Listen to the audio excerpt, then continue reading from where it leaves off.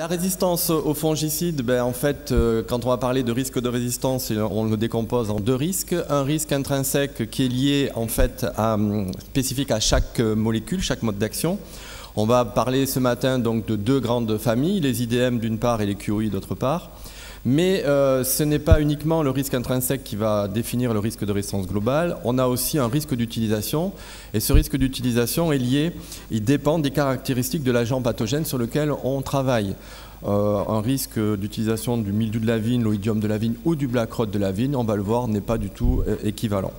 Alors si on s'attache dans un premier temps à regarder quels sont par rapport au risque intrinsèque, quels sont les mécanismes de résistance chez les champignons phytopathogennes, là sont représentés schématiquement une spore d'un champignon qui peut être le black rot. On voit donc le petit puzz en jaune qui est le site d'action du fongicide et en rouge donc le fongicide en lui-même. Premier type de mécanisme de résistance, c'est une modification de la cible. Donc les pulses ne s'emboîtent plus, il y a une insensibilité de la spore au fongicide. Mais ce mécanisme de résistance de cible n'est pas le seul, il en existe beaucoup d'autres.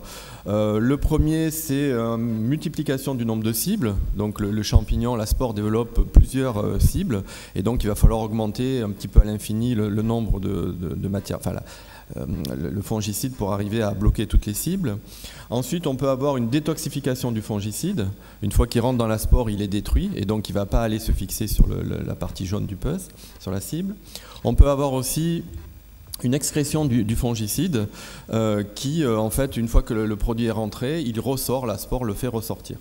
Alors là, on a un certain nombre de mécanismes aussi non spécifiques, par exemple en activation de voies secondaires métaboliques. Ces mécanismes donc sont nombreux. Celui qui confère et qui est le plus courant et qui confère les niveaux de résistance les plus élevés, ce sont des mécanismes de résistance liés à la modification de la cible. Quand on regarde, donc on va parler de résistance spécifique, et les autres mécanismes sont plutôt qualifiés de mécanismes de résistance non spécifiques. Ils seront en général, ils concerneront pas forcément une seule matière active, pas seulement un mode d'action, mais plusieurs modes d'action. Alors si on regarde dans le cadre donc, des deux groupes de produits qui nous intéressent, premier cas donc les IDM, donc ces produits sont en fait des inhibiteurs de la biosynthèse des stérols, groupe 1 ou inhibition de la déméthylation des stérols. En fait ils agissent au niveau, ils viennent se fixer sur l'enzyme qui est focalisée ici en rouge, la C14 déméthylase. Cette fixation va provoquer un blocage de la synthèse des stérols et le champignon n'est plus capable de synthétiser des parois et il meurt. Ce qui a été montré en particulier chez l'oïdium de la vigne, c'est qu'une mutation en 136 donc sur le gène CYP51 procure un niveau de résistance en général élevé pour certaines souches d'oïdium. C'est un mécanisme aujourd'hui qui est assez fréquemment recherché dans les monitorings oïdium, c'est ce qu'on peut vous montrer. Mais assez récemment, d'autres études ont montré qu'il existait d'autres mutations. Bon, j'ai donné un exemple, ou aussi des mécanismes en cours d'étude qui sont liés à cette résistance IDM qui ne sont pas encore complètement déterminés. Donc on voit qu'on a quelque chose qui est assez compliqué en termes de risque intrinsèque. Si on regarde comment évolue la résistance au sein de populations, j'ai schématisé ici la situation que j'ai pu observer il y a maintenant presque une trentaine d'années dans le cas de l'oïdium et de ce groupe de produits, où au départ on avait donc schématisé les populations normales qui étaient en vert, donc sensibles. Sous l'effet donc de la pression de sélection des traitements à base d'IDM, on a vu apparaître progressivement une baisse, un déplacement de la sensibilité de la population vers des concentrations plus fortes de fongicides, sans que dans un premier temps, quelques baisses d'efficacité ne puissent être observées, puisque la dose homologuée, donc dose employée pour lutter contre l'oïdium, était bien au-delà de la partie la moins sensible de cette distribution. Et puis c'est qu'au bout d'un certain nombre d'années, quand la population a atteint une phase d'évolution plus avancée, représentée ici en rouge, qu'on a pu observer des baisses d'efficacité de traitement à base de fongicides IDM dans le cas de l'oïdium. Alors pour le black rot, la problématique, c'est que comment évaluer cette évolution, sachant qu'on n'a absolument pas de ligne de base, donc on ne sait pas dans quel état étaient les populations avant l'utilisation des molécules du groupe IDM, et ça date d'il y a plus de 30 ans, 35 ans. Et on a aussi, depuis toute cette période, aucune surveillance de la sensibilité de ces populations.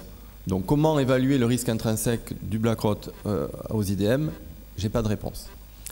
Dans le cas de l'autre groupe de produits qui nous intéresse, ce sont les QI. Donc là, on a une action qui est bien connue. On agit au niveau de la respiration sur le complexe 3. On va bloquer la synthèse d'ATP. En fait, qu'est-ce qui se passe? C'est qu'une fois que la production d'énergie cellulaire est stoppée, le champignon meurt. Donc la spore d'oïdium, la spore de black rot va mourir. À moins que la protéine cible donc, qui est concernée par les QI ne présente une ou plusieurs mutations. Et dans le cadre donc, de ce groupe de produits qui est bien connu, on sait qu'il existe plusieurs mutations, en particulier une qui s'appelle la G143A, qui va être responsable en fait des niveaux de résistance élevés. Et c'est ce mécanisme qui a été identifié au niveau du mildiou de la vigne dans un premier temps, il y a une quinzaine d'années, et puis plus récemment, il y a 7-8 ans, dans le cadre de l'oïdium de la vigne, cette mutation donc G143A qui est responsable donc à elle seule d'un impact important sur la performance des QI. Dans le cas du black rot, des études ont montré qu'en fait, en position G143A, juste après, donc vous avez ici représenté ce gène, juste après, on a ce qu'on appelle un intron.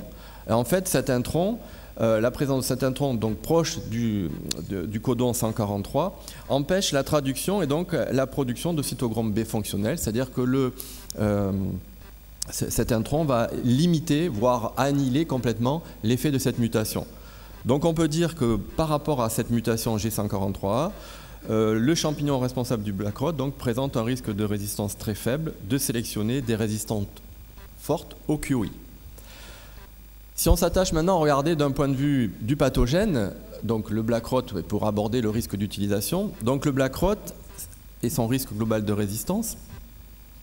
On voit qu'ici j'ai repris la classification des différentes des principales maladies établies par le FRAC. Donc le FRAC c'est le Fungicide Resistant Action Committee qui donc donne un certain nombre d'informations sur ces thématiques résistance aux fongicides.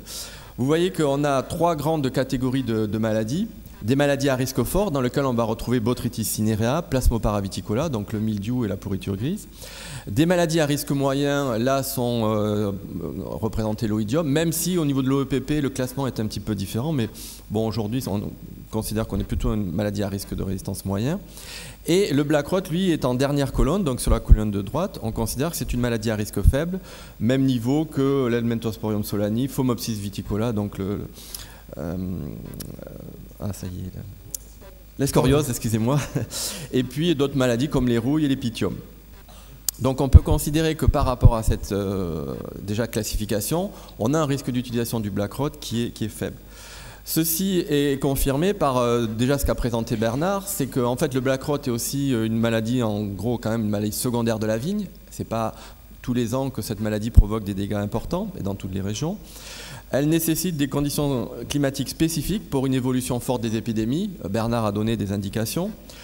Un point important, et il a bien signalé, je le répète et je le renouvelle, c'est que son cycle de développement a une durée de plusieurs jours, donc 15 à 20 jours, donc 2 fois supérieur à un cycle, par exemple, de développement du mildiou, avec aussi des capacités de multiplication du champignon qui sont nettement inférieures. La production de pycnides et de pycnospores n'a rien à voir avec la production de sporocystes et de sporocystophores, et de sporocystes, pardon, dans le cas du mildiou, par exemple.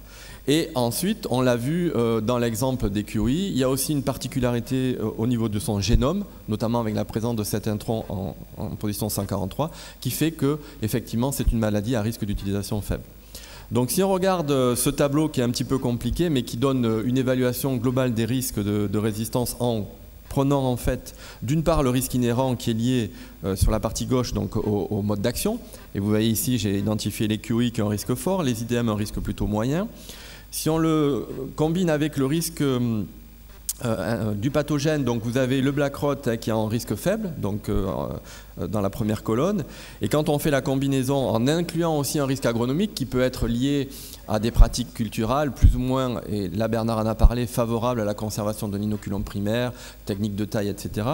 On voit que dans le cas du black rot, on a plutôt une maladie pour laquelle le risque maximal, si on prend est vis-à-vis des IDM, mais avec une valeur qui reste quand même même si on inclut un risque agronomique élevé, donc de 1, une valeur qui est de l'ordre de 4.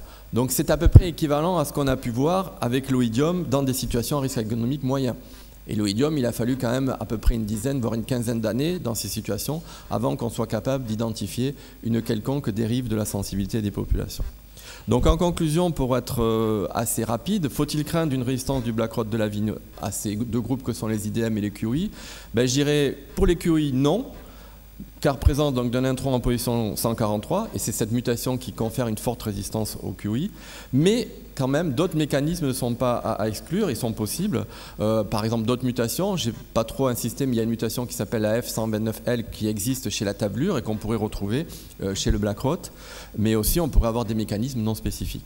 Par contre, dans le cas des IDM, je dis oui, car on est sur aujourd'hui des applications répétées de plusieurs traitements depuis près de 35 ans, avec ce groupe de produits. Mais cette résistance, en fait, est très difficile à identifier. Donc on a plusieurs mécanismes de résistance qui peuvent apparaître, des mutations de cible, des surexpressions au niveau du CYP51, etc.